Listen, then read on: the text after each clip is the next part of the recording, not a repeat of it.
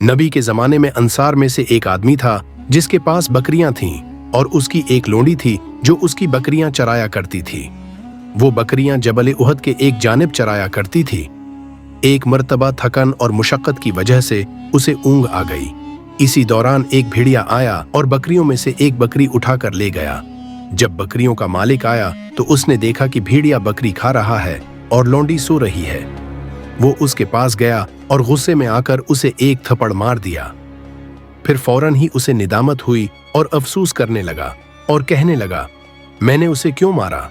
हालांकि ये बिक्री तो अल्लाह ने उस भेड़िए के लिए लिख दी थी कि वो उसे खाए, चाहे ये लोंडी जाग रही होती या सो रही होती।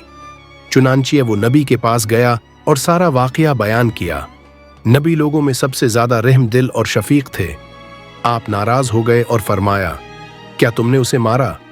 उसने कहा, जी हां। जब उसने रसूलुल्लाह के चेहरे पर नाराजी देखी तो अर्ज किया, या रसूल अल्लाह, मैं उसे आजाद कर देता हूं, क्या आपकी यही राय है? आपने फरमाया, उसे मेरे पास लाओ। वो आदमी अपनी लौंडी को नबी के पास ले आया। रसूलुल्लाह ने उससे 2 सवाल किए। पहला सवाल फरमाया, अल्लाह कहाँ है? उसने अपनी उंगली से आसमान की तरफ इशारा किया और कहा, आसमान में। फिर आपने फरमाया, मैं कौन हूं? उसने जवाब दिया, आप अल्लाह के रसूल हैं।